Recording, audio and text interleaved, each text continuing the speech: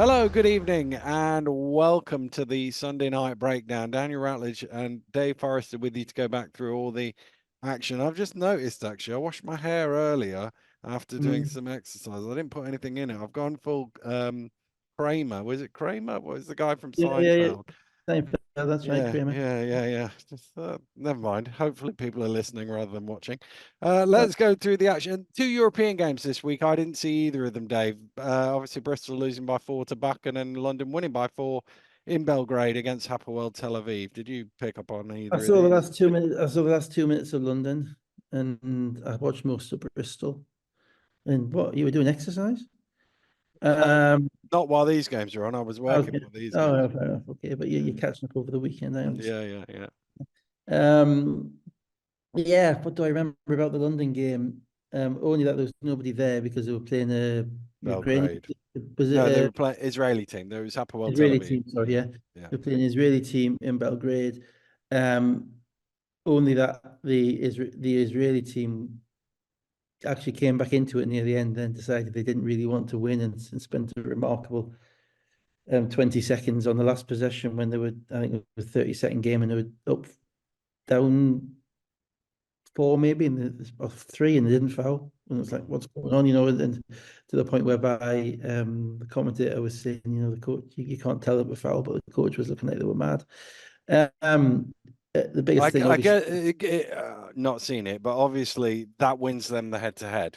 yeah. Hapoel losing by 4. Yeah, I don't think that was it though. I mean, the coach came on afterwards and said we weren't ready to play. Oh, okay. He came on actually and said, we weren't. It wasn't that they were trying because they did foul eventually. It Mm, wasn't that they just fouled 20 seconds too late. Um, and the biggest thing obviously is that they've plug and played Nwaba mm, into where Decker was basically, mm, and Nwaba's an ex-teammate of Decker, I think, in Houston or at least somewhere. So obviously there's been a bit of kind of personal recommendation going on there, and he's probably what they wanted Oni to be last year, mm, but Oni wasn't quite that. And insofar as that, he's not a guy who's just going to jack up shots. He's a hustle energy guy, but he's a hustle energy guy at the level of kind of borderline NBA. So he was able to get to the rim. He's able to he blocked a couple of shots. He rebounds. He knows the game. He was stood a lot of time in the corner and he's cutting along the baseline, which is devastating for mm. kind of all the Shenny's passing. And yet again, unfortunately, emphasizing kind of the, the incomparability in London's recruitment compared to everybody else. I mean, Mm, ultimately, London's recruitment last year wasn't actually that great, but then they managed to pick up guys halfway through the season who really helped them. Jordan Taylor and mm, to a certain degree. And this year they've kind of done the same thing with Waba, and he was on the. I mean, the only thing I'm kind of chuffed is that he was actually playing behind Tozan in Detroit at mm, Motor City. So he won't be getting paid a tremendous amount because the G League guys aren't tremendously well paid. But even so, he's probably getting my more, educated guess is he's getting what the budget of Plymouth is for the next 4 months, I would yeah, guess. more than Levi Bradley or Duke Shelton, I should imagine. I would absolutely be certain. Yeah, yeah. And the reality is, or indeed the nobody that Newcastle have signed Mm, with poor injuries.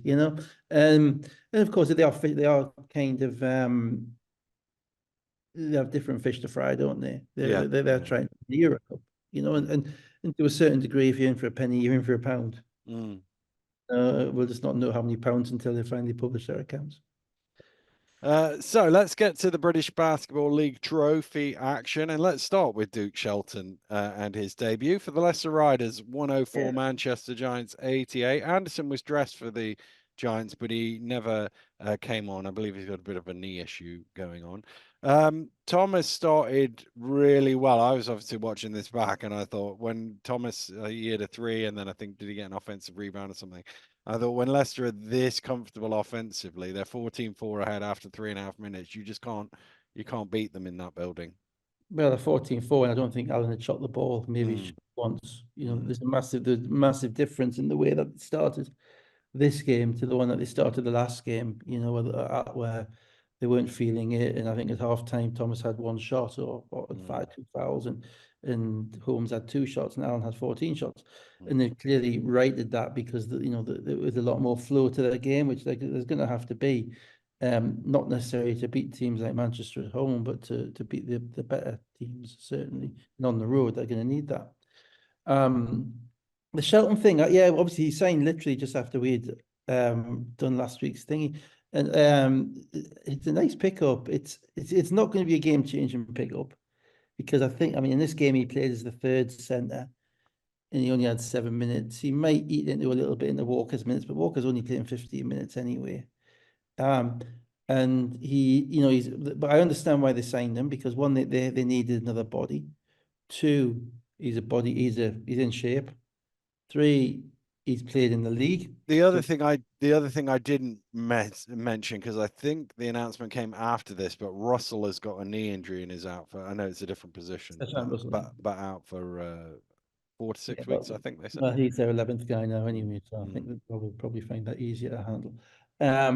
But yeah. So Shelton, he's he's a great locker room. Everything I've heard about and publicly came out at Newcastle is that he's a great locker room guy. So he's not going to cause any waves. And generally, that's because if you make your career playing without the ball and not needing the ball and playing with a ton of energy, everybody loves you. And then you have a positive mentality when you come in. You kind of brief the group up in January, you pick them all up. So on the face of it, that it's you're not going to sign another Ted Allen. You're not going to find a 6'11" Ted Allen in January. So it's probably a really nice pickup. The thing that they'll have to handle with him is that he's not 6'10". That's the problem. He's probably 6'7". And probably the issue that he had at Newcastle was defending the 5 position on his own.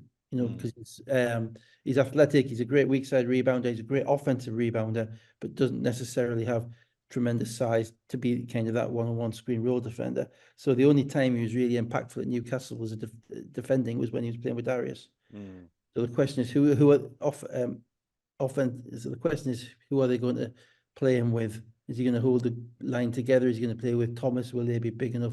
Is he going to play with Idowu? Again, will they be big enough? They're going to have to be, because they haven't got anybody else. But overall, that's kind of wrinkles to work out. And for the 15 kind of 17 minutes of energy that you can give them a game, which is probably where they've had a hole, there's every prospect that it's going to work out really well for them. So it's a good pickup. This game, it was just Leicester and Leicester's building, shooting threes, running up and down, being comfortable. And Manchester don't have another way, unfortunately. They don't have a structure to fall back on. They have energy and they have athletes and they compete, but we're getting to that point in the season whereby you need a little bit more than that. And I don't see that with them. This was a game. They had a couple of false comebacks in the game. But so Lee was one of them. They're down a couple of guys as well. They are. Down Anderson and Lawton. Yeah, the Lee hit a couple of threes. Then the Riders bench unit that got it back. Riders bench unit 11-3 run. Then Shelton came in. Leicester had a 14-4 run. They were 57-42 up with still 2 minutes from halftime. And then, which bearing in mind they gave up 68 today as well, Manchester. Then they did actually get it back to single figures with Lewis in the 3rd quarter. And then in the 4th, they had a 9-2 run to get it to 82-78. And actually, having not watched the game and just occasionally looked at what the score was, I was surprised to see they got as close as they did. But then some really poor shot selections when they had an opportunity after that. And then Riders went 9-0 as a result. And it was back in 30. The reason that they're giving up a lot of points is, the defense isn't great. Probably that's being kind, but they shoot the ball very quickly. Shoot the ball from positions whereby there's not much structure. It's random, isn't it? It's a bit random, so there's an opportunity for teams to kind of run the other way. On the 4th quarter thing, Well, it got kind of, to be fair, it got probably a little bit beyond the point of a fake comeback because you're right, they were in the game. I was really surprised that Stampley came out of the game. Stampley, I think, is really the kind of guy you can build around. He's kind of a bit of a hard hat player. You know, he rebounds, he defends. He was defending Allen. He was competing. He's knocking down 3-point shots. He's a little bit like Robertson last year. And he played 36 minutes in this game, and the only 3 minutes he didn't play was from 6 minutes to go in the fourth quarter to 3 minutes to go, when they basically went from 4 to 15 or something like that. You know, I think he came back in maybe a little bit before that because he was a -7 overall. But you know, they went with the lineup with Robertson, Lee, and Lee played 38 minutes. And again, you know, I mean, you're playing with fire. You're playing Lee 38 minutes in that game, because he's playing within himself anyway. And he's, you know, we know he's struggled through injury all this part of last season and a lot of this season. So they ended up with this kind of offensive lineup on of Bossier, Lewis, Walsh as the 3-man, Lee and Robertson.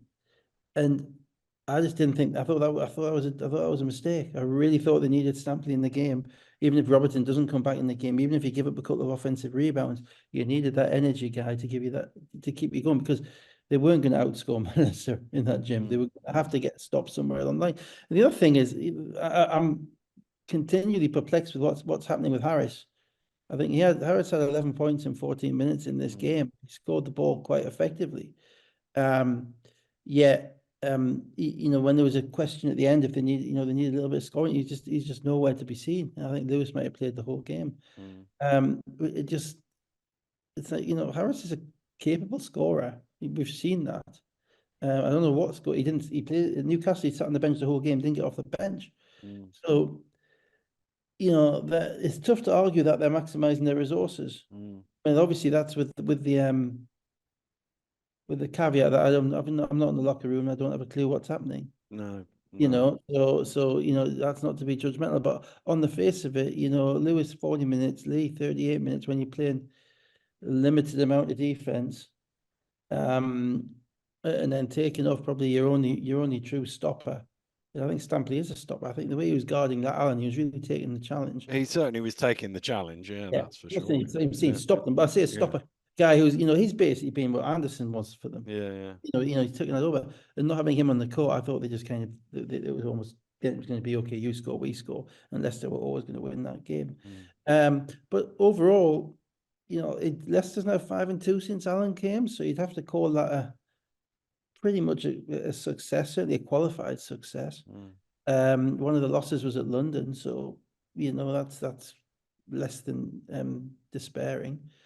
Yeah, I still think that even from last week, I said last week I thought London would play Leicester in the final of this thing, and I still probably think they will, because of interesting, given the path Leicester have to take to get to the final. But Newcastle got 6 guys, you know, and I say it's a probable, because you know we'll get onto the Newcastle game soon, but still the amount of size, athleticism, and talent that Leicester have, which is healthy, which would be matched, I think, with Newcastle if they were healthy. It's going to be a hell of a tough ask for them to win on Friday night. Whatever. However, they've managed to win the last 2 games. Allen 21 points, 6 rebounds. Lowell 7 of 8 shooting, 19 points. Thomas 16 points, 9 rebounds, 8 assists. Lewis, by the way, I think had a contender for best petulant technical of the season in the last. Was that when minute? He threw the ball? He threw the ball over his head. Yeah. Like, that was brilliant. I enjoyed that. Lee 16 points. Did I give Lewis his number? 17 points and 8 assists. Lee 16 points and 8 rebounds. Robertson 14 points and 6 rebounds. I mean, 2 things on it really. One, if Leicester do get to where they might get to, which is kind of the second or third best team in the league, a lot of it will be to do with Lowell, because Lowell is the guy who's been pushed out by Allen. Lowell's the guy who's not, you know, they messed around a little bit, but basically they've settled now on Lowell coming off the bench, and Lowell could have had his nose out of joint at that. And he came in and played played incredibly well in this game, knocked down Mm. all the shots, just did all the things that you'd want a pro to do. And the second thing is obviously, Thomas may be the bellwether. I mean, we've said that Yeah, already. yeah. When Thomas is going, he becomes that kind of tertiary It scorer. almost feels like it's the first 3 minutes. Does he have 8 points Yeah, or 2 fouls? yeah. He's a tertiary scorer. Mm. He's the one guy that and also he's a little bit more on the score because you said he had 8 assists, so he's fitting into the role within the offense as well. So yeah, when he's there, that gives him a lot of margin for error. Mm. And, when he's not there, the margin for error decreases quite substantially. I mean, he's not there in the game as opposed to not physically there. Mm. So yeah, those two things are interesting to follow with Leicester. So Sheffield Sharks 72, Caledonia Gladiators 80. Obviously, Sheffield had parted ways with Adekoya before the game. Idle Rock was back. Nixon was apparently listed in the starters, but then didn't start apparently. And obviously, DeBose is out Yeah, with an injury. yeah, they seem to be unusually chaotic, don't they, Sheffield, at the Mm. moment? A little bit of turbulence in their season. Um, the Adekoya thing is, well, I'm not going to use the word interesting. It's borderline weird. I mean, he's been injured for 3 or 4 weeks, but there's no suggesting that they've released him because of an injury, just by mutual consent, which tends to suggest a non-meeting of minds, Mm. as opposed to a physical thing. And given that Adekoya survived a couple of years at Leicester, and he's only playing 17, 18 minutes a game at Leicester, so it wasn't like he was demanding a bigger chunk of the ball or anything like that there. I mean, maybe he's gone to Sheffield being promised a bit more. Who knows? I just don't know. I'm guessing. But clearly there's been issues there which led him to be released because they could probably do with him. I mean, Mm. Cook's a bit gimpy and Del Pesh really hasn't found any kind of rhythm since he came back. And then you have, the Nixon thing with starting, not starting, whatever.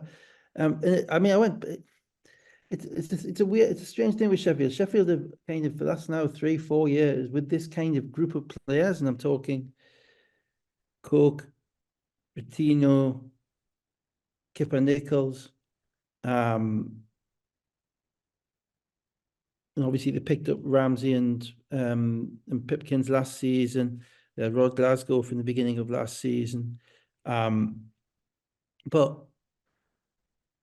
the guys that have stuck it out, they've also put lots of pieces around them to try and raise their ceiling. All the guys I've just named, Mm. in particular Coke, Nichols, and Routine. Rotino, they're guys who set your floor. You're Mm. not going to be bad with them. You're not going to be consistently bad with those guys. You're going to reach a level of semi-competence with them, without question. Then you've got to find the guys who are going to raise your ceiling. Mm. And they've tried a lot. And I mean, you go back a couple of years to Antoine Johnson. He came in. You had Lillard. Remember Antoine Lillard? Yeah. Who was a bit stroppy at times. Then they signed Devontae Wallace, who was picking fights with Gino, if you remember. Yeah. And he didn't make it more than kind of half a season. And now this year they've picked, and obviously Oganyemi last year, and then they've picked a couple of more new guys up this year who haven't basically made it either. So they've really struggled to kind of find the right players to have the right ego, but also fit into the system. Mm. Because you have to have that little bit of ego to be the ceiling raiser, and part of that I think might be the speed they play at. They do play with the least possessions in the league. Mm. So it's harder for a kind of a dominant offensive player, kind of a Mike Cook type thing to kind of influence things if you're having to run stuff fairly equal opportunity. Mm. And that's something I think they've got to look at. They've got to find a way of how do we get that next level talent? I mean, would Teddy Allen? I mean, he might not last at Leicester. He's got a record Mm. of bouncing around. But would Teddy Allen would have been able to fit into Sheffield? Tiba's done it before with Mike Cook. Mm. Yeah. He's done it, and that's kind of the nearest example I've got to Teddy Allen. It's Mike Yeah. Cook. The guy who's going to have the ball in his hands and make plays. And you put a team together to win around him. But that's very different. That team is a very different team Yeah, to that this. they've got now. To the floor guys they've got now. So it doesn't it smacked, and just the way they've played, their defense has dropped off, which is not Sheffield, Mm. and that's now 4 or 5 games, so it's a reasonable sample size now. So um, yeah, they got to try and find a way kind of back into this. And in the first half of this game, they weren't really ready to play again. You Yeah, can't well, there like wasn't much in the first quarter, largely because neither team was scoring. yeah. Caledonia got a little bit of rhythm in the second quarter. Sheffield missing all sorts of chippies, wheeling on West Police threes. Caledonia were 18 points up, 22-40 just before Yeah, and half. it was kind of the Poliza shots. I mean, he made some tough shots, but he also made some rhythm shots. And that's Sheffield. The one thing about them is that they're generally one into you on the ball, and two somebody's at the rim, and they make you move the ball, kick it in, kick it out, and they make you work. And they didn't really do that with Caledonia. Caledonia playing without Dubose. Mm, I'm not saying they're there for the taking, but he's a big loss mm, because it makes him, if anything, even more one pace than they would be otherwise, because he's got that change of speed and the ability to get to the rim. Bothwell playing the point has shown kind of the ability to finish at the rim, at a higher level, and also to kind of get kind of that half a step and kick the ball out and make passes. So he's kind of fits in with what Gareth's kind of looking for. But a little bit like Jovicic, he hasn't shown the ability to shoot the ball. mm, you know. And so without Dubose, that means that Whelan's got an unbelievable amount of lifting to do on that team. mm, And Sheffield spotted them 18 points. And I know they missed shots. It's fair to say they missed shots, but they also gave up more than they otherwise would have. mm. So it's not just about, oh, the ball didn't go in, albeit it does help when the ball does go in, as we Well, subsequently to give found you out. the example of the ball not going in, at halftime, Sheffield were 10 for 34, including 1 for 8 from three. But then suddenly it flipped around in the third quarter. All of those shots they were missing in the first half were going in. They outscored Caledonia 22-7 in the first 7 minutes of the second half and were 51-49 ahead. Yeah, and Ramsey got downhill, and Ramsey Mm, started making some plays, so he kind of took control a little bit of it. And New Caledonia, as I say, without those easy points, or with Sheffield pushing up a bit, and no doubt having had a bit of an earwigging at half I should time, imagine, yeah. because you've got a big crowd there. Mm, That can happen on the road. Your fans aren't there. You can't be down 20 at half time and at home when you've got a full crowd. Because that's what gets everybody looking around. That's what, and the owners are looking around thinking how many of these are going to come back, and there's a financial imperative to all of this. So they did, and they came out and they played with a bit of aggression and rhythm. And when they're behind, we've talked about it before, they play faster and they're better mm, playing faster. The question they've got to find is the balance at the beginning of games as to um find a nice tempo to their game and in between. But when they're behind, they play faster. They did better. And I was a little bit surprised with Caledonia because Moore didn't come in until like the 2 minute mark in the mm, third quarter.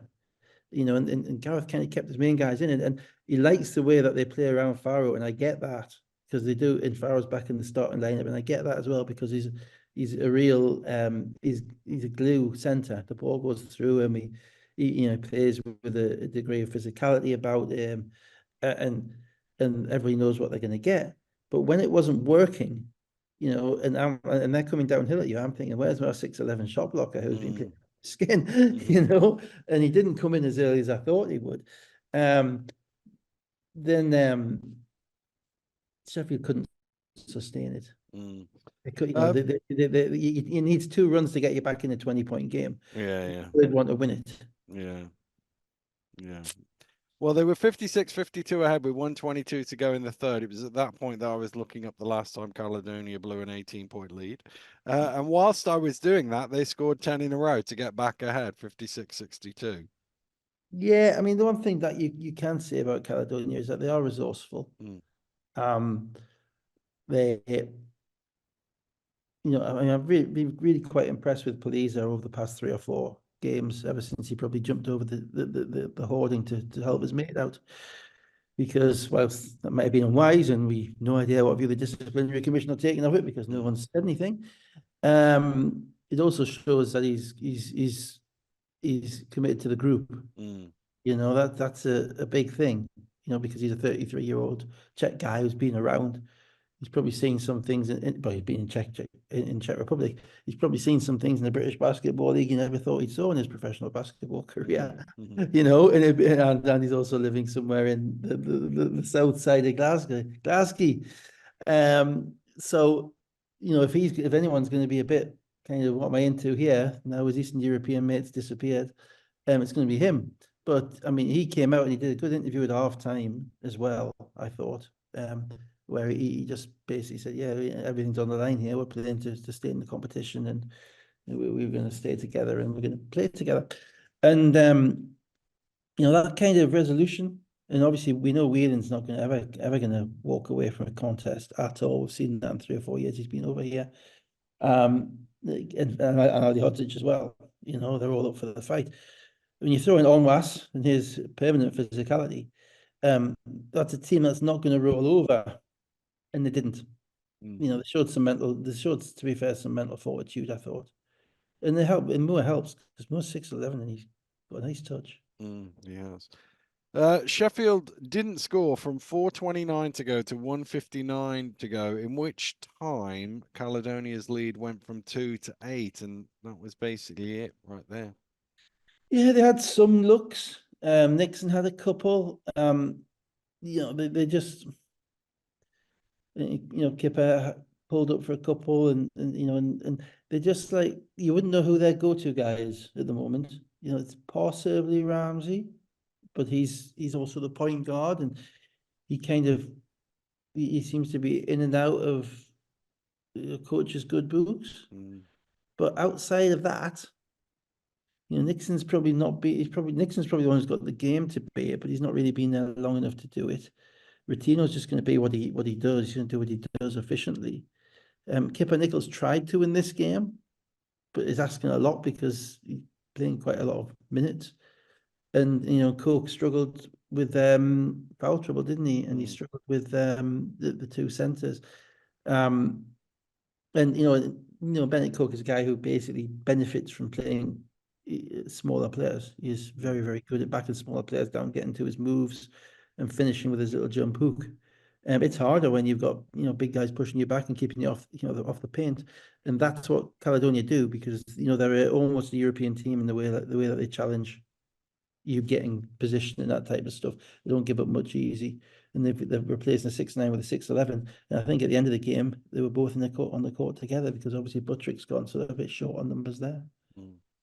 Ramsey 20 points, 7 rebounds, 6 assists. Pipkins 13 points. Nichols and Cook 11. Paliza 16. Ali Hodgic 16. More 13 points and 6 rebounds. At the beginning of the season, of course, it was Pipkins, and I just forgot about him there. It was Pipkins was the guy, and he made some shots in the fourth quarter and that type of stuff. And that's kind of died off a little bit. And I don't think he's been that healthy, because he's been playing limited minutes at times. He hasn't looked as explosive either. Certainly, and just looking for a shot and just confident in the ways, you know, he doesn't look like a pure shooter, but he was getting a situation where he was making shots, you know, and so there's a lot for them to kind of figure out, because realistically, that was a game that they needed to win. You know, Caledonia at home without Dubose, with Buttrick gone, and a decent crowd in there, and it's a TV game. They needed to win that, and they're 0-1 already. You know, it's basically put them as near as out as you can get, because they've got to play Cheshire as well. Let's go to Friday. Bristol Flyers 82, Newcastle Eagles 84. No Lucas Smith or Thomas Edwards for Bristol. Newcastle still with their basically 6 guys. This was a fun game to watch, actually. There was not a lot. It was the best game of the weekend, actually. Yeah, up and down. You could see what it meant. You could see there was something riding on it. Eagles 12 in a row to lead 10-18, but Flyers got it back, and between 6:35 in the second quarter and 6:55 in the third quarter, so basically 10 minutes, there was never more than one shot in it. Yeah, just up and down. I may say credit to EasyJet as well for doing the job. Yeah, and well, they sponsor Bristol, don't they? They sponsor Bristol, yeah. So they'd be playing out if they didn't, yeah. Yeah. No, it was a bit of a throwback game, I thought. You know, in fact, all the games to a certain degree, certainly the Plymouth one subsequently, but in the games last week, I think have been far better for the fact that they've been part of a short season. Mm. I just think we've been, we both watch all of these games, and it's not necessarily tangible because I can't put my finger on it and say this, that, or the other. But watching it, you see more urgency, more Mm. intensity in the approaches, even in the London games. You see that, and which kind of, again, it frustrates me about the structure of the season a little bit because we're going to be back to the moribund kind of battle for mid-table after the end of January, and we haven't had any knockout games at all. And the knockout games are the best because they're the ones that everybody's really up for, Mm. and everybody's ready for. But this, I suppose, is the best we've got at this point in time. And yeah, this game had a few subplots. It had two basically injury, not ravaged teams, but injury impacted teams. No Thomas Edwards, no Lucas, both big factors for um, Bristol, particularly Thomas Edwards against Newcastle's smallish. Newcastle's basically three guard. London Mm. Leopards, re reinvisited Yeah, yeah. 25 years ago, but it was Brown, Johnson, and Kimball, and in Kimbra, Kimbra. Jason Kimbra, they sort of three Mm. guards, and then Donald did it with Derby and Wright and Mm. Rankin and Yorick and co. Mm. But now the three of them are McGill, Johnson, and Austin, who are Mm. all in their own ways extremely talented players. They're all Mm. up there. And yeah, the question is, how much are you going to feel sorry for yourself? I used to love games like that because you'd have that kind of all for one mentality because everybody there was nothing hanging over it. There was just you guys. It's all we've got. Go for it. Mm. They're always the best. Whether you win or whether you lose, the togetherness you get from it's great. You don't have anybody bitching on the bench. You don't have anybody twisting. You don't have to worry about egos. You just get out there and play, guys. It was one of them where I thought one of the guys on the bench was going to turn to the player next to him and go, "Oi!" because there was such a big gap yeah. between them. Well, clearly EasyJet don't do crutches, Yeah. because none of them went. But even that, the Bristol thing. So yeah, and so the game went back and forwards. There was a lovely McGill seems to have these spurts on the road where he just Mm. makes shot after shot because we haven't really seen that at home yet. Mm. And Johnson's still kind of getting all the plaudits, but for the past 6 weeks, it's been McGill, really being kind of he's not a dominant player because that's not what he is. He's too cool to be dominant, but he just seems to find a way when he needs to. Mm. And then there's the whole Austin v Bristol thing. We talked about that last time when he Yeah, went yeah. put on them. And again, he was talking a bit to the crowd, and um, I mean, the Cheshire guys know we've been in the league for 2 years. He's a unique player, Mm. because of his combination of shortness, quickness, and cat-like kind of, and kind of the ability to just take the ball off people. And he also has his own flaws, which is he's not a good foul shooter and he doesn't shoot the three very well. Mm. So he actually fits kind of the three guard situation because he was at his best last year with Cheshire when they brought in Archibald at the end and they had Yeah, Archibald, had yeah. Evan, and had Austin, and suddenly the Cheshire season took off. So, and they all know they're going to play, so that's good. But Bristol are still talented. Mm. They got, if anything, they've probably got up until today, bless him, probably if healthy, probably the second most talented team in the league, I would say now. So going down there and a must win for them, for Newcastle to kind of stay close was really quite important, and they did that. And they had the Delpesh coming back thing as well. Delpesh Mm. played well. And when Delpesh plays well, and scores the ball, particularly they get those extra points from the centre. That makes them a dangerous team because it means the guards just don't have to beat you themselves. Mm. And Johnson actually helped them to an 8-point lead in the last minute of the third quarter. We did have that weird thing of Austin landing, looking like he'd broken his elbow or something, and Yeah, then coming out of the game and coming back in 20 seconds later, looking fine. yeah, yeah. It was a Must have moment been where a funny bone thing or something. yeah. It must have been something. Oh, So should we get to the end? Because that's where yes, all the then, excitement is. 2:17 to go. Keedy Johnson 3 ties the scores at 82-82. Defoe missed an elbow jumper on the shot clock buzzer, but Austin got an offensive rebound. McGill into the key. He missed everything actually, and it ended up as a 14-second violation.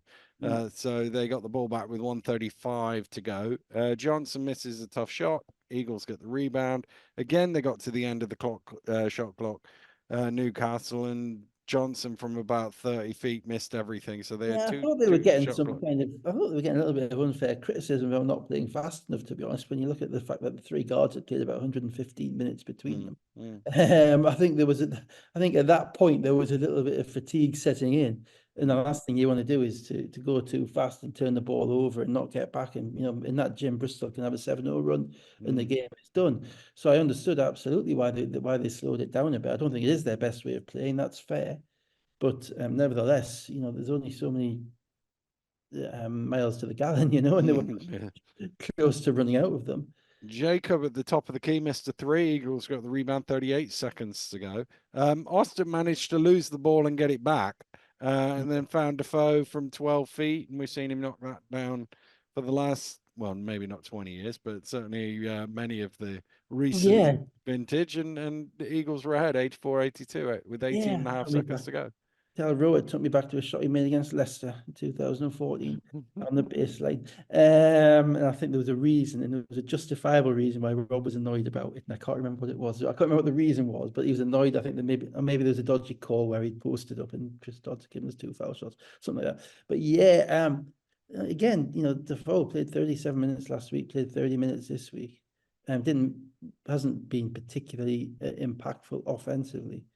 But it's kind of the beating heart of that group, Mm. and yeah, to make that shot, it's a shot. It's 15 seconds to go. It's a tie game, and there's always been a thing with Darius and Bristol, and I never understood why, because we used to go there, and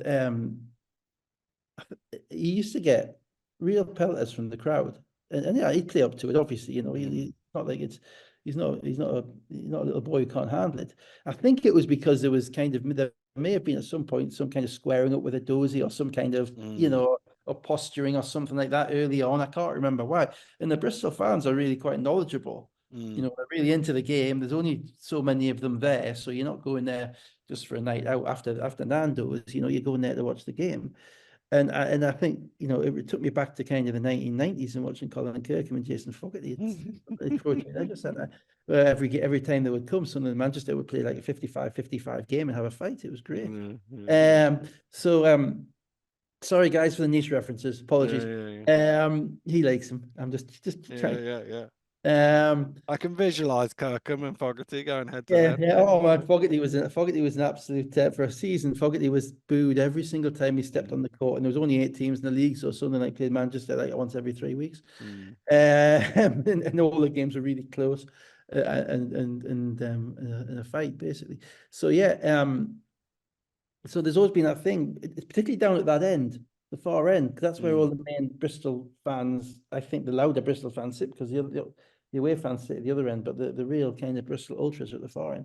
So when he made that shot, I was like, "Ooh, interesting." He turned around, he had a little look at the crowd, and then, but the best thing was, I mean, to be fair, the defense he played in the next play was incredibly So unlucky. timeout advanced the ball. Johnson gets a switch onto Defoe. He's obviously thinking I've got a mismatch here, and he's looking to attack him, but Defoe steals the ball away. But as he spins, he's called for a travel. Well, he did travel, but I think it's Yeah, because he ran into Green. It was yeah, unfortunate. I think he may have either stepped on Green's foot or something like that. He just yeah. just pulled his left foot along, and so it was a travel. But the thing, I do, the times kind of degenerate into cliche speak and talk about winning plays and losing plays and all that type of stuff, right? You got the kid from West Virginia who's on 14 points a game, who's basically been their point guard, and he's matched up with a 39-year-old 6'7" guy who's probably not as nimble as he once was. Mm. And firstly, he's managed to follow the scouting report, which is to send him to his left. Secondly, he's moved his feet quick enough to stay in front of him without fouling. And then thirdly, when Keedy Johnson's just put the ball there, he's been quick enough of hand to get his hands down there and get the basketball. That is a winning play. It's beyond the winning play. It's probably more than you'd expect. You just expect him. If Keedy Johnson driven to his left and had to throw the ball to the side, that would have been a winning play.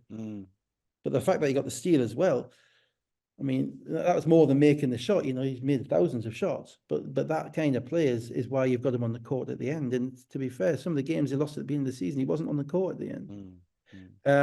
So yes, so tough, but despite that, he's still got a shot to win. Yeah, so it's now 6.8 seconds left. Timeout is called.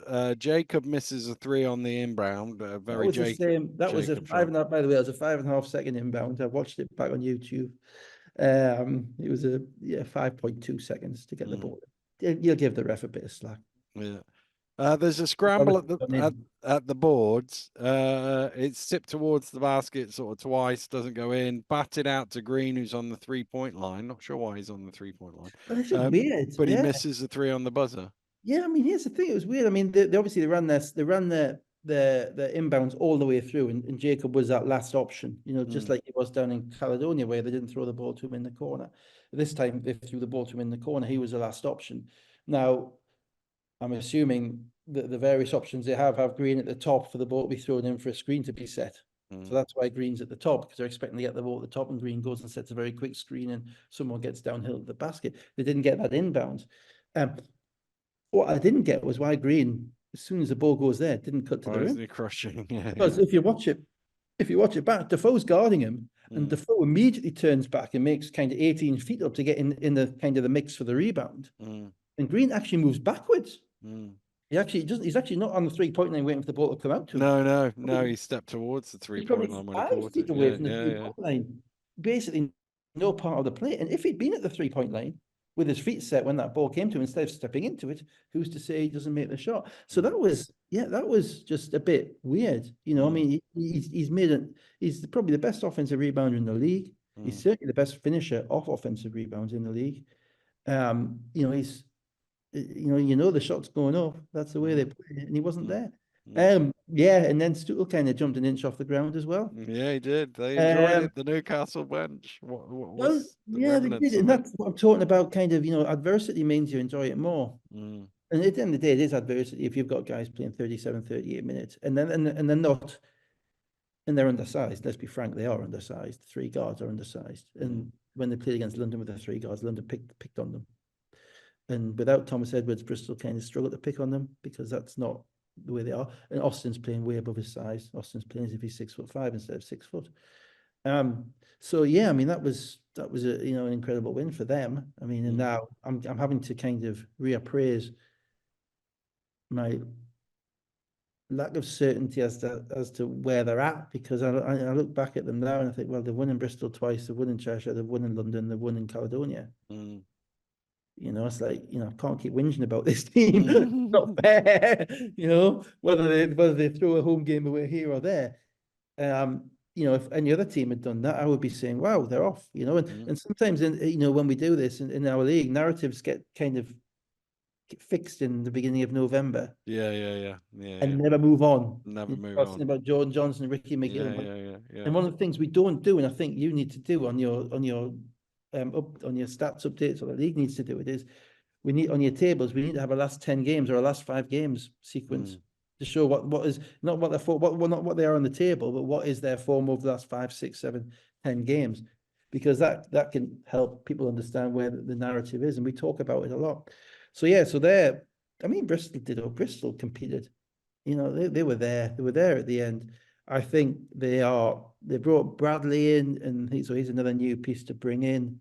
They're still missing Lucas and missing Thomas Edwards. Missing Lucas in particular is harsh, because they just got rid of Jackson, and now Lucas is not healthy again. And Thomas Edwards I think Thomas Edwards would have been so much for Newcastle to handle on the board. I'm not sure they could have handled him.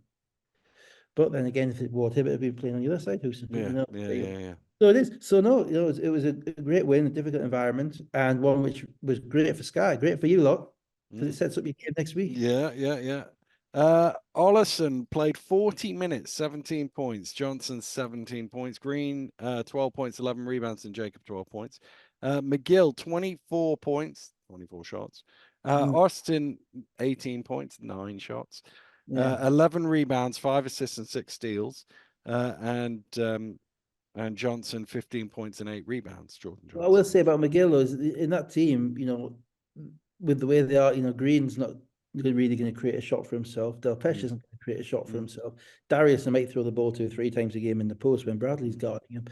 And even Austin isn't the guy who's going to create it. There's a lot of it on McGill and Johnson. Yeah. That, and a lot of those shots are kind of end of the shot clock. So it wasn't the worst 24 and 24 I've ever seen. Manchester Giants 91, London Lions 100. Still no Anderson. Nwaba in for his domestic debut. This was a weird game. London kept threatening to get away, but never did. It was odd. Yeah, well, it was Manchester made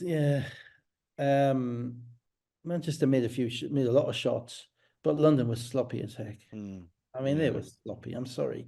I looked at the stats afterwards. I think Gabe was plus 26 in this game. Well, Gabe's the one guy who isn't sloppy. I don't think I've ever seen him be sloppy. He plays a certain way and he plays it religiously. So, they missed Conor Morgan, missed threes, they turned the ball over, they overpassed, they underpassed. What Manchester couldn't do was stop them at the rim when they moved the basketball. What Manchester could do was score the ball on them because, London played, I think, solid defense. I don't think they overextended, certainly not until the last few minutes, but they played solid defense. But Manchester have guys who will make shots on solid defense. Yeah. And that's the problem is, can you do it the whole game? And as I think Lloyd was saying throughout the whole game with you, it's not about their offense; it's all about the other end. 100% right. It always was going to be about the other end because London have they switched to flick, probably 2 or 3 different switches to flick, and Manchester's only switch that they flick in crunch time is sent everything dark. Yeah. So they got it to 10 just before halftime, but then Lewis with 10 points cut it to 3. They got it to 10 mid third quarter, but then Lee and threes from Lewis and Harris a 3 on the third quarter buzzer, and Manchester actually leading going into the fourth quarter, 70-69. Yeah, I mean, again, Harris came in and makes the odd shot, and and he's impactful. The Walsh is playing with a ton of energy. Lewis is making shots where you think you've got him cornered, and you saw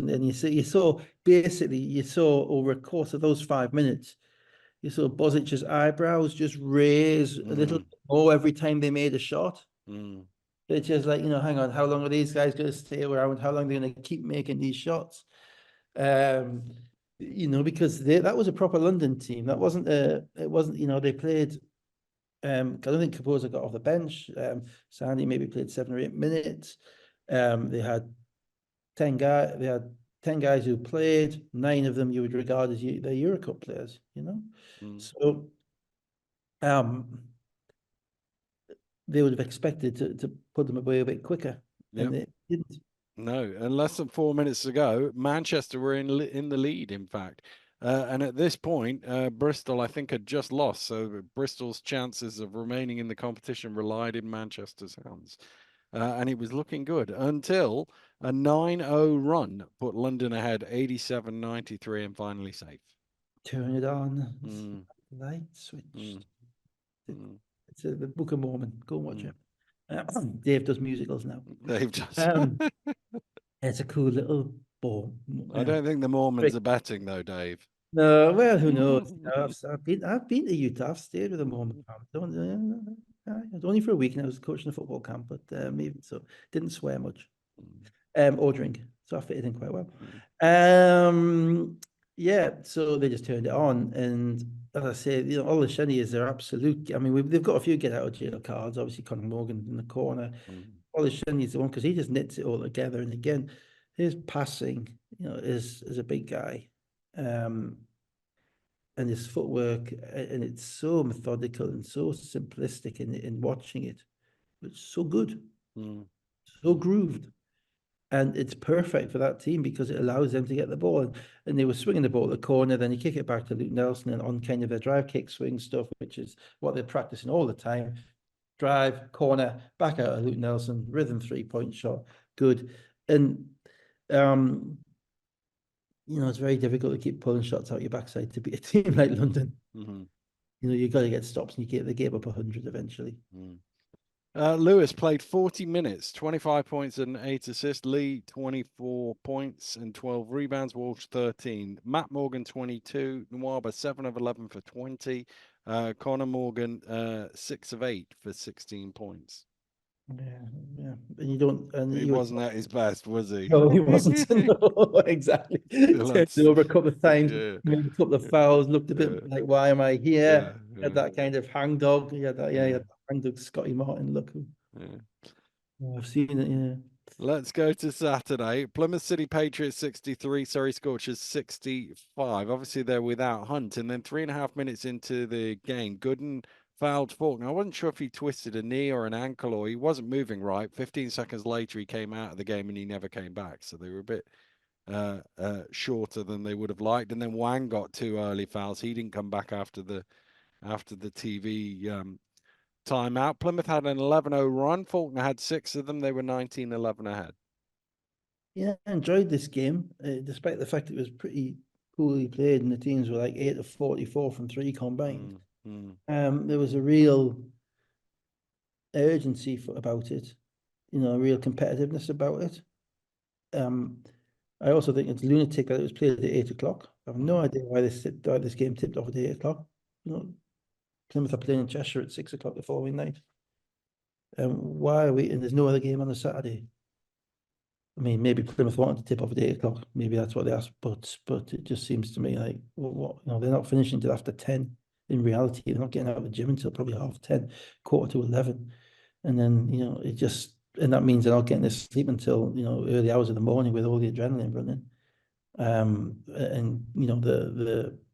the schedule thing has kind of come back to bite us again. This time it's Plymouth who've got the rough end. That said, they still should have won this game. Because if you hold Surrey to 6 of 33 point shooting, you should win. And I thought it kind of came down to a little bit of not even execution at the end because neither team executed. But it came down to maths. Let's just rattle through and we'll get to the end. So they stayed ahead. Dusha 3 on the buzzer. That was Plymouth's first 3 of the game. It was half time. Plymouth were 1 of 5 and Surrey were 5 of 19. Just an observation. 36-29. Surrey then had a 10-4 start to the third quarter, 40-39, but Patriots got the next 9 to lead by 10.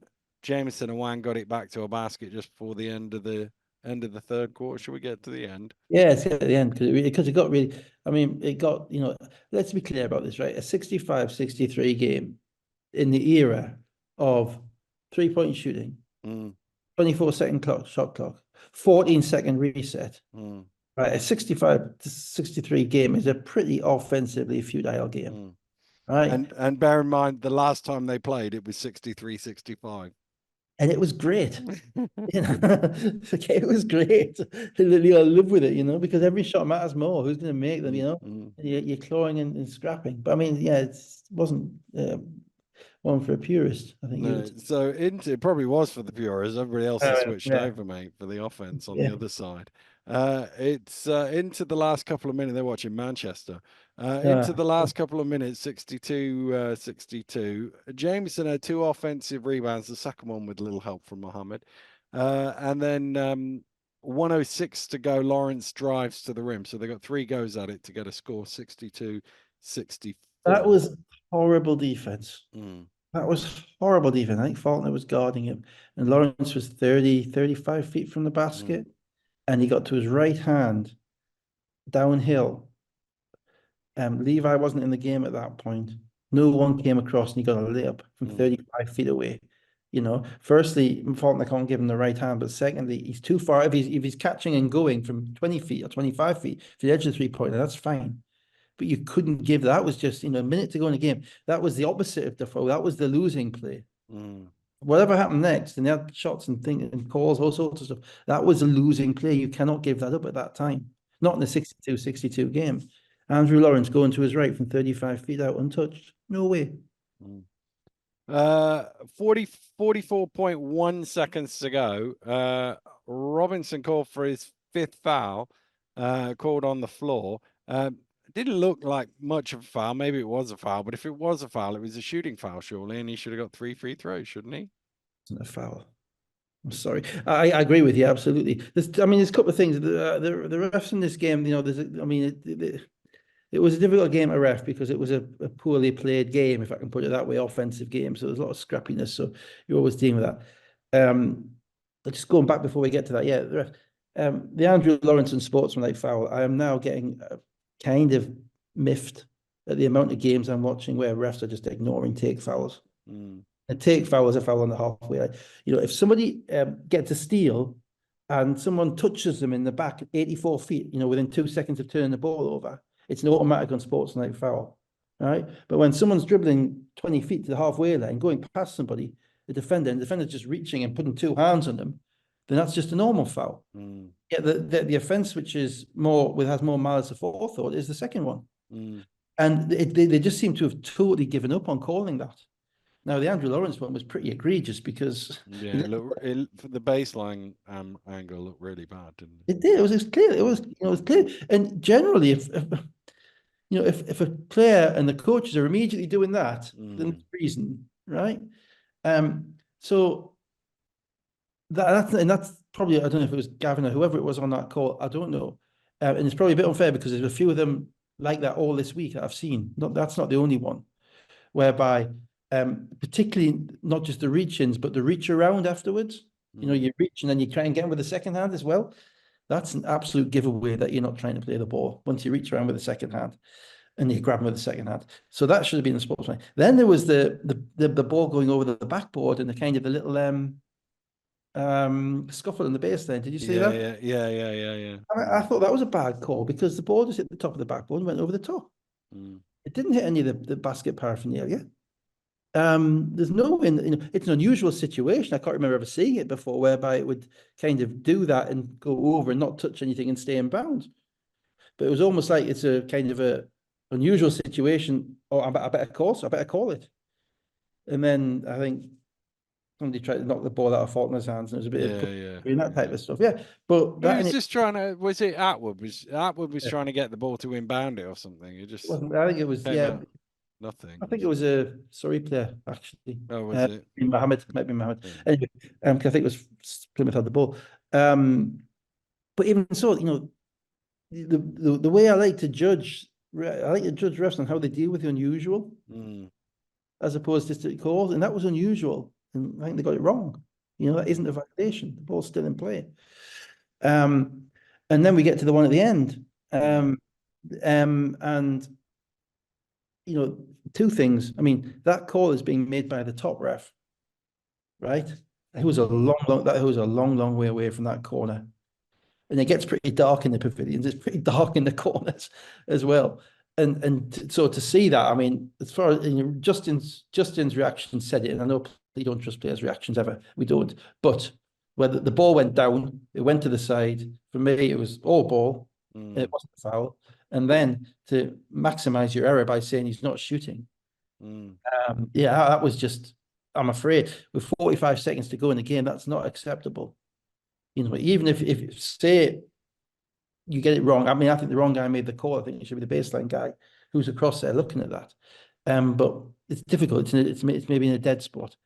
But even if you get that call right, you cannot say that he's not shooting. You can say, oh, well, what's the argument? The argument is, well, the ball was down here. Well, but he was in his upward motion with the ball as he, as he went up. In any other place, that's a shooting foul. And there's 3 seconds on the shot clock. So what else is he? Yeah, well, I'm not sure the rest of that would take that into account. No, but it's green. He shoots it every time he touches it. But so for me, 45 seconds to go in an elimination game, that's not right. And again, I mean, I come back to what I said last week about the sheer amount of referees we have at the moment. And I was trying to count them all up in my head the other day in the shower. I think about it. As you do.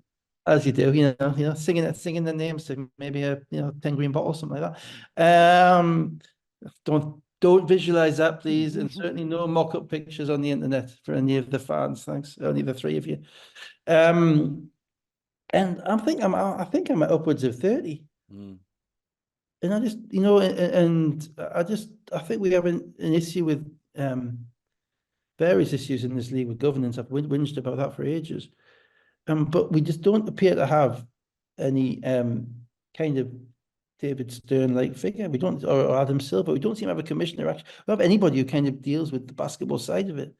We don't, I'm not asking that we've got a kind of Secaucus kind of New Jersey replay unit or anything like that, or last 2 minute reports or anything like that. That's a bit OTT. They do that because they've got the money, but we just have nothing.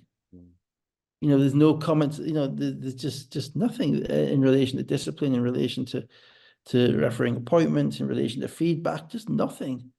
And somewhere along the line, we're gonna have to put some time and effort if we want to pretend to be unbeatable. Into getting all this stuff right, and making sure the right people are refereeing the right games at the right times, and that we've got a structured promotion system for officials and table officials, and that it's dealt with as kind of if we want to say that we're the elite element of sport, of the sport in this country, everything about it has to be elite. That's the entertainment in court, the entertainment in venues, the processes, the amount of time players get on the court before the game, the facilities in relation to feeding and whatever opposition players and all of that stuff. It all has to be improved upon. And officiating is unfortunately one of those things. And officiating, I think, is quite easy. You find the best 20. You say, you're my refs this year, and everybody else get better. And if you're not fit enough next year, and if you want to get more, if you want to get in there, you be the best in the lower division, just like the best players in NBL 1, like Aaron Ryan, Blake Bowman can get in the BBL. And I don't see that. And it may well be that it's nothing to do with the league, and it's to do with the it's kind of Basketball England or the officiating director, whoever, and they're operating separately from the league. But the league has to have somebody who has to take responsibility for this and say, look, we want the best guys on the toughest games. And if they judge that they're the best guys, and if they screwed up, so be it. And it's just that, and it's nothing against the refs at the Plymouth game. I'm doing this rant on this game because there was a couple of calls that weren't great, but it counts all around the league. It's all around the league, and it counts for all the rest. I want to see the best players with the best production, the best commentators, the best in-court, on-court announcers, the best entertainment, the best everything, and that includes the best refs. And we're getting a lot of compromise at the minute. I don't like it. Anyway, moving on. Sorry, Dan. So it was a 2-shot foul rather than a 3-shot foul. Yeah. And Green made one of those 2 free throws. So it's 63-64 with 44 he's seconds. got to make them to go. both. He's a shooter. Shooters have to make both foul shots. If he had a third, he might have made 2. True. Timeout, no advance of the ball. Jameson with the pick and roll with Lawrence goes to the rim. He's fouled. 26.3 seconds to go. Paul James with the timeout, presumably to ice the shooter, which worked perfectly. No, I think numbers work. Numbers, Thanks. Well, no, because you'd expect him to go 1 for 2 if you go on the numbers. He went 0 for 2, Jameson. I tell you, in the last 2 minutes of the game, I'd expect to go 0 for 2. So he's 63-64. Plymouth rebound the ball. They run some clock. Atwood gets to his spot. Little fall away jump shot. We've seen him make them all season, and it just comes off the back of the iron. Wang with the big rebound. He's fouled with 4.1 seconds to go. I don't think Atwood had touched the ball the previous 6 minutes. Watch the game back. Certainly, maybe a little bit less than that. Maybe 4 minutes. But certainly all the empty possessions they had down the stretch, it was tough contested jump shots. It wasn't him, and I like the fact that they went to him because he's the guy who would give the ball to in that situation. But I don't like the fact that he hadn't been involved in the offense the past 5 minutes. I think that's part of the reason why his touch wasn't there. I think he's a little bit out of rhythm. He plays lots of minutes. And Surrey outlasted Plymouth, I would suppose is probably the best way of it. But I think they outlasted the game, outlasted everybody really. Wang went 1 for 2, so he made it 6-3, 65. And then Wiley, because it was a missed second, they were running it back, and Wiley had a sort of one-footed. Yeah, and you see our shooter man on the wing, Mm, Tyrell Green, wide open. Well, not wide mm, open, but certainly, 40, maybe 25, 30 feet away, with his hands open, hands wide in the air, waiting to see him, please say, pass me the ball. Instead, Wiley shot kind of a one-footed runner from 35 feet. So again, that's. I'm not saying it would have been a winning play to make. They wouldn't have necessarily won had he I made. don't think Wiley was expecting to receive the ball, if I'm honest No, with you. possibly right. But the point I'm making is that it wouldn't necessarily have won them the game if he made the pass, but that would have been the winning play. Mm, Winning play would have been to get the ball to the guy that can make it from anywhere, mm, who's on balance, who's got his feet set, and who's looking at the basket. So that was a non-winning play. So if you think about it, you've got Green missing a foul shot, you've got the awful defense on Lawrence with a minute to go. I mean, yeah, they fouled. Jameson missed 2 foul shots, but that wasn't a defensive stop. It was Jameson missing 2 foul shots, and then the fact that Atwood hadn't touched the ball, and even at the end. So they didn't finish the game the way they needed to. But when I say early on, it comes down to maths. Um, three's more than two. mm, And I think Plymouth had more field goals in this game than Surrey did. I think it was 23-21. But 21 of Plymouth's field goals were twos, and mm, only 15 of Surrey's were twos. And Surrey made 6 threes, and Plymouth made 2. And that 12-point difference, ultimately made a difference. And so Surrey could shoot the ball awfully, miss open shots, and still come away with the win simply because the numbers are in their favour. mm, mm. Wiley, 20 points, 8 rebounds. Atwood, 12.7 rebounds. Faulkner, 12 points, 5 assists. Jameson, 13 and 13. Wang, 11 points, 8 rebounds, 6 assists. Cooper, 11. Sunday, Manchester Giants, 80. Bristol Flyers, 105. Initially, I was like, are we even going to talk about this game? Because it obviously didn't mean anything.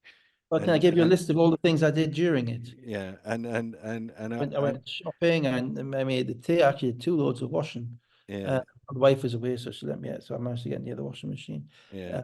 without fear of mixing the wrong colours or failing to, clean up some particular egregious tomato ketchup mark.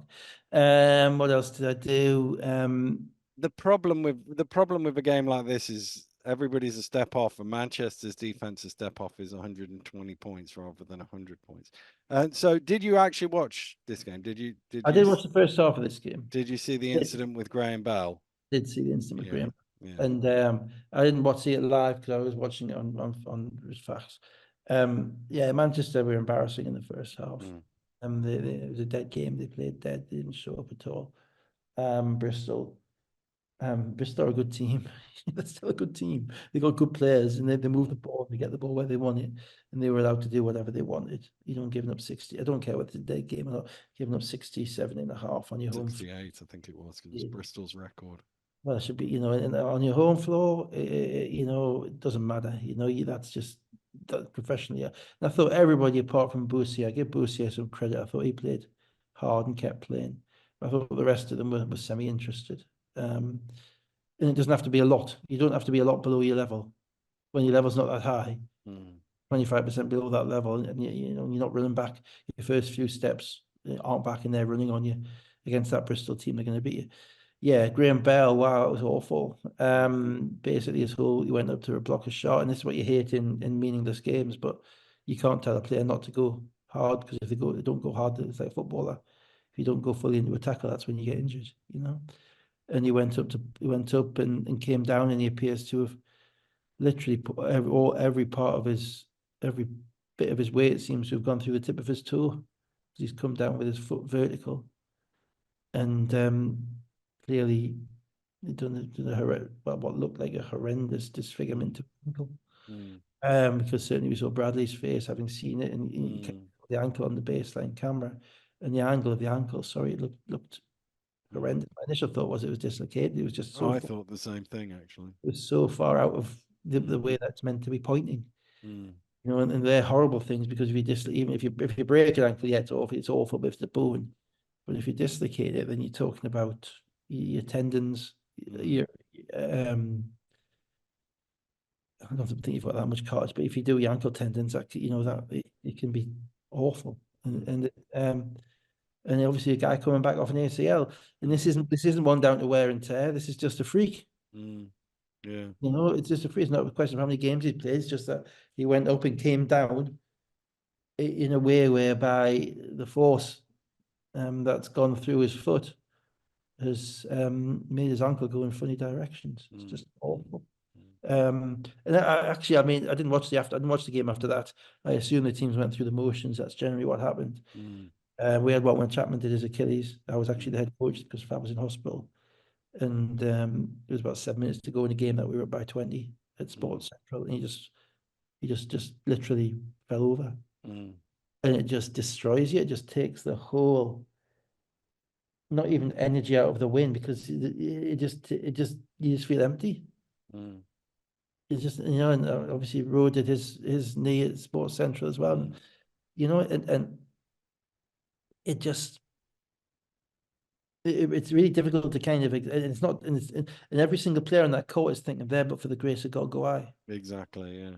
Yeah. Every single player, you can't just say, oh, let's get on like a football match whereby the guy is put off on a stretcher, and you know, he might have might have a gash on his leg or something like that, or he might have you know, some ligaments in his ankle, maybe out for a few weeks. You know, because he's gone in for a tackle. It's different. This is, you know, it casts a pall over the whole venue, the whole place. Yeah. When something Well, like that. Jacob looked particularly upset on Yeah. the sidelines. Well, again, you know, he's a, you know, he's on Instagram as Row Bounce. He's a bouncy guy. He's not, you know, he's the impression I got when he was at Newcastle. I don't know. I've never spoken to him, so but that he was kind of the life and soul. He was kind of the kind of a verbal leader, that type of thing. So, and they've travelled all over Europe together. You know, so there'll be some close friendships and close camaraderie within that group. You know, and I'm not even, you know, it doesn't matter about the kind of the impact that has on the team or the lineups going forward. It's not relevant. It's just like, you know, just let's just hope it's not, hope it's fixable. Yeah, exactly. And that was, and there was, Manchester played a bit better in the second half, but that was about it. It was a club record for Bristol in the first half, 68 points. Most they've scored in a half, and it's only the 9th time they've got to 100 points in their time in the British Basketball League as well. Yeah, right. You know, that kind of indicative of the pace that they played at for the majority of years, isn't it? Really, because you know, I'd guess that most of the teams who've been in the league the last 10 years would have reached 100 a bit more than that. Yeah, it's 370. I think this was the 375th game, so I went out 357. Walsh, 17 points, 9 rebounds, 4 assists. Borsier, 16 points, 8 assists. Lee, 15. Ollison, 26. Green, 26 and 13. Johnson, 17. Jacob, 16 points, 10 rebounds, 6 assists. They shot 56% from the floor as well. So the point where we do the collection and tell all these players that have had fantastic games that all these stats don't count in the end of season stats. I think they all know that because the corrections don't come through as regularly. And then finally, Cheshire Phoenix 102, Plymouth to Patriots 74. I reckon Defoe's been cost about 2,000 points by those rules. Probably. Rideau apparently with a back injury, so he ended up coming off the bench. You kind of know it's going to be a good day for Cheshire when Chargois hits a 3 on the opening play. They looked in rhythm from the opening tip. Cheshire. Yeah, they looked in rhythm, but they were allowed to be in rhythm because the team that finished at 11 o'clock last night. Look, it's a farce. It's just in a 4-game season, it's an absolute farce that that's allowed to happen. And it's not quite as bad as Newcastle coming back home, having to play a home game second from London, because you know teams in our league do have back-to-backs where they go on the road the second leg. That does happen. But in the trophy, again, does anybody even look at this? Does anybody have a degree of understanding as to the how the playing field is just you know, the levelness of the playing field is just obliterated by that? You know, it's a hard place to go, Cheshire, on a Sunday night anyway. When you've been playing at 8 o'clock on a Saturday night in a game like that, on a floor like that in Plymouth, and with you know, and then you're on the bus for 5 hours to get to Cheshire because there's not many direct flights from Plymouth to Ellesmere Port. Probably could sail quicker. Don't try it, guys. Mm. It's just wrong. And I thought, you know, Plymouth looked like a team that and on top of that, and it's a point that Paternoster made as well. You know, there's no preparation time for that game for them. Mm. And they played like a team for there's no preparation time. Mm. They gave up corner threes, they gave up blow-bys, they let Holden start the offense on the left-hand side of the court and dribble to his right about 12 times in a row. You know, and the scouting report on Holden is you don't let him get to his right, you know. You don't let these guys catch and shoot. You don't leave Jack in the corner. You don't leave Shajwa in the corner. And I just thought that they were mentally done.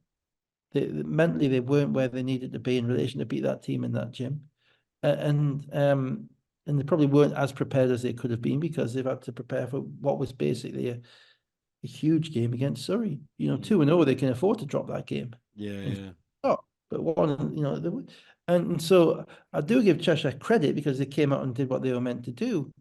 But you know, it is limited by the hand, like the gods that the league dealt them, which is two aces and a.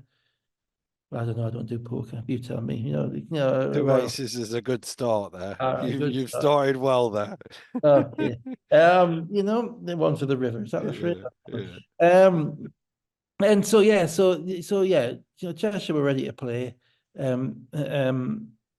Interesting. I mean, I never quite get the whole back injury. Let's bring him off the bench. In my view, I always thought, if you're injured, sit down, don't come in the game.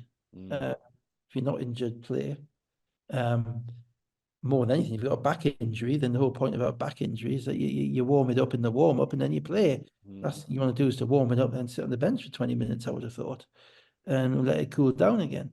But they have a talented player at Holden. Holden is his college stats would say it. He's quite a unique player because of his size, and he doesn't really look to shoot the ball anything other than outside of maybe about 6 feet. But he has this kind of ability going to his right to fire passes or in the post to fire the ball to the weak side, and they got multiple threes out of that. He had 10 assists, like 20 odd minutes on the court, and he has length as well. So it's probably a bad matchup for Plymouth, actually. And they probably would, what they had preparation they had done wouldn't have been for him. And Cheshire just kind of blew them away. And then when they get the game that they got out of Kristen as well, giving them 26 points off the bench, making all those corner threes, then they've got no shot. But, to be fair, those corner threes were pretty open. Yeah, they were. Oh, So it was an 11-0 finish to the first quarter. The Kristen was 4 of 4 from behind the arc. They went on a 17-4 run in 2.5 minutes. They were 8 for 15 from 3 at that stage and up 20. And then if you answer the question, why is he saying the corner threes were open? They're open because they're players you have to scramble to. Okay. So the ball's generally coming from the other side of the court, and your defender is helped off a little bit to help close at the basket, just a little bit. And their job is to react and to explode out and challenge the shots in the corners or on the weak side. And if you're a step slow, it's only a step slow, maybe half a second slow, even less than that, slow of mind or slow of physicality, slow of body, then that half a second is all it needs from me or Jack to make a three, or Cameron Chris to make a three. That's all it takes. I thought they just struggled. By the way, we missed the hilarious 8-second violation in the Plymouth Surrey game as well. The 8-second violation. I don't remember that. I remember that was when PJ was talking to Elvisi on the side as Elvisi was walking up the court. No, I must have missed that. Missed that. I don't know. Well, basically, they get a rebound and PJ pulls the Elvisi over and they're having a chat and he walks up and he just kind of walks up to 15 on the clock and it's half a second before the line and the ref goes 8 seconds. Like, oh man, it was literally an assist for the coach on the violation. But I felt for Plymouth. I mean, he ended up with his bench in most of the second half. PJ, you can't keep playing outward 38 minutes in those situations. Levi struggled. He got a couple of foul calls, probably accurate foul calls, but again, he's an energy guy, and asking these athletes to do what they've been asked to do, against a team who hasn't been asked to do the same, it's not right. You know, it impacts the competition. If anybody cares, I'm over here. I kind of stopped watching the second half. Yeah, I was listening, but I was trying to work out permutations in the third quarter onwards. Christian 26 points, 10 of 14, 6 rebounds. Shagwar 26 points, 6 rebounds, 5 assists. Jack 24 points, 9 of 10 shooting. yeah. Wiley 21 points, 5 rebounds. Green 17 points, 5 rebounds. They shot 50% actually from the floor, Plymouth, but they turned it over 22 times and gave up 28 points off those turnovers. Yeah, but they score the ball very well in transition. Cheshire and Rideau is still a menace. He really is a menace around the basketball. So let's have a look at the standings. Let's do Group B first because it's easy. London are first. Doesn't matter what happens in their last game. Leicester, they're 3-0. Leicester or Newcastle will be second and or third, depending on who wins their game on Friday.